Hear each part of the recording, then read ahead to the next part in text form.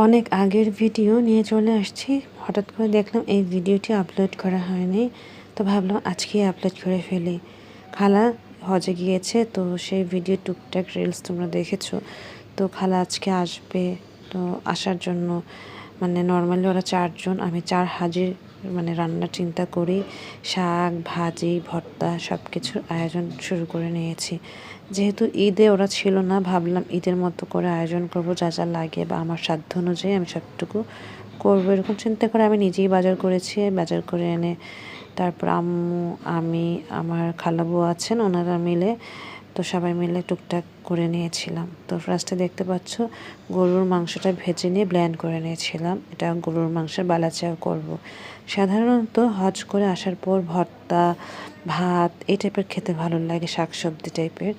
তো দেখা গিয়েছে সৌদিতে আমাদের যে খাবারগুলো দেয়, দুম্বার মাংস বা বেশিরভাগ মানে বিফ টাইপের খাবার বা দুম্বার মাংস এই টাইপের খাবারই দেয়।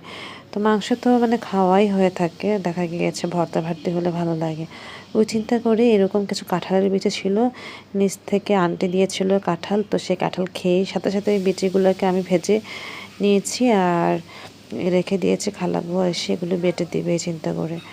তারপরে আমি ওর ফ্রিজ থেকে অনেক বড় একটা প্যাকেট নামাইছি গরুর মাংস, মানে কুরবানির মাংস। তো এটাকেও রেডি করে নিচ্ছিলাম। আমি আবার আমার বাসা থেকে ঝুরা মাংস এবং মাংস নিয়ে আসছিলাম, তো সেগুলো আমি গরম করে টেবিলে সার্ভ করব। আসলে কি যে কুরবানি ঈদের দিন যে মাংসটা রান্না করা হয় ওইটা খেতে অন্যরকম মজা লাগে। তো ওই মাংসটা একটু ঝোড়া ঝোড়া হয়েছে, ওইটাও আমি নিয়ে আসছি, এটা পরে ফ্রিজ থেকে বের করে গরম করে দিব। মাছ, করলা ভাজি, ছোট মাছ, তারপরে দেখো ঢেঁড়স ভাজি, ডাল, টক, মাছ ভুনা, যেগুলো খালুর খুব পছন্দের খাবার, ওগুলো চেষ্টা করে নিয়েছি নিজের মতো করে করার আর কি। লাল শাক, এখানে লাউ দিয়ে চিংড়ি মাছ, তারপর হচ্ছে টক রান্নাও করেছি। তো এগুলো হচ্ছে গিয়ে বিকেলের দিকে করে ফেলছি। আর এই যে ভর্তার জন্য সব রেডি করে ফেলছি। বাঁশপাতা শুটকির ভর্তা করা হবে। আর এই যে একটা দেশি মুরগিও রান্না করছে, 2টার মুরগি রান্না করছে। আর ভর্তা বাড়তেও খালাবুয়া সন্ধ্যার দিকে আসছে, এসে আমাকে বেটে দিচ্ছে। তো বেসিক্যালি আমরা জানতাম 1টা 1:30টার মধ্যে আসবে, তো ওর আসতে আসতে রাত 3:30টার মতো বেজে গিয়েছিল। তারপর আমি সব রান্না করার পর শুধুমাত্র কিছু খাবার যেটা গরম গরম দিতে হয় সেগুলো মানে টেবিলে সার্ভ করে নিয়ে বাকি সব কিছুই সার্ভ করেছি। এই মুহূর্তে সন্ধ্যা হয়ে গিয়েছে, তো বুয়া একটা একটা করে ভর্তা বাড়তেছে আর আমি তোমাদের দেখাচ্ছি। আমি আবার লবণ দেখছিলাম। তারপরে আমি রাতের মধ্যে মানে এরকম কাঁকরোল ভাজি, সরি এটা হচ্ছে পটল ভাজি, বেগুন ভাজি, একটু বেরেস্তা উপরে ছিটাই দিচ্ছি। এভাবে করে সব কিছু এখন টুকটাক যা যা ছিল সেগুলো গরম করে নিয়ে শাওয়ারে যাবো ওই চিন্তা করে আমি চুলার কাজগুলো শেষ করে নিচ্ছিলাম। এই গরুর মাংসটা আমি নিয়ে আসছিলাম ঝোড়া করার জন্য, মানে ঝোড়া মাংস ঈদের দিন রান্না করা হয়েছে। এটা আম্মু খেয়ে অনেক মজা করতেছিল, আম্মুকেও খাওয়াইছি আর কিছু অংশ রেখে দিচ্ছি খালার জন্য। তারপর বেগুন ভাজি করতেছিলাম, এগুলো করে টোরে নিয়ে পোলাও রান্না করছিলাম। তারপরে সব শেষে শুধুমাত্র মানে পুঁটি মাছটা ভাজা হয়নি, যে পুঁটি মাছটা গরম গরম ভেজে দিব। আর বাকি সব কিছু আমি করে শাওয়ারে চলে গেলাম। যাই হোক, আমি খালা আসবে উপলক্ষে আমি আমার সাধ্য অনুযায়ী যতটুকু করেছি তোমাদের সাথে কিছুটা শেয়ার করলাম, আমিও মেমোরি করে ফেললাম। তো এবার আমরা ওয়েট করতেছি, বাচ্চারা সবাই মিলে মা বাবা আসবে এসব বলতেছে, আম্মুকে নিয়ে গল্প করতেছিলাম, আমরা খুবই এক্সাইটেড ছিলাম। যাই হোক, এখন লাস্টের দিকে যেটি করলাম, এটা একটু মুচমুচে থাকবে এসব চিন্তা করে গরুর মাংসের বালাচা তো আমি সব রেডি করে ফেলছি, এখন শুধু মাখিয়ে টেবিলে রাখবো। আর যেহেতু এখানে বেরেস্তা এবং রসুন কুচি সবগুলি ভাজা, তো নষ্ট হওয়ার চান্স নেই। এটা আমি এতগুলি বানাইছি যে টেবিলে সার্ভ করার পরেও একটা বক্সে করে মানে কাচের জারে রেখে দিছি, যখন মানে ওদের খেতে ইচ্ছে করবে খেতে পারবে, এরকম আর কি ব্যাপার। যাই হোক, এগুলো সব কিছু রেডি টেডি করে নিয়ে আমি টেবিলে কিছুটা সার্ভ করেছি, সেটাই তোমাদের সাথে শেয়ার করলাম আর কি। তো খালার এখানে আমরা 1 মাসের মতোই প্রায় ছিলাম, মাঝখানে তো গ্যাপ গিয়েছে, বাচ্চাদের স্কুল বন্ধ ছিল, ঈদ ছিল, তখন আবার শ্বশুর বাড়িতে চলে আসছি, মানে যার যার বাসায় চলে আসছি। আবারও ঈদের পর মানে 1 সপ্তাহ পর আবার বাচ্চাদের সবাইকে নিয়ে আমরা আবার ওদের বাসা মগবাজারে গিয়েছি।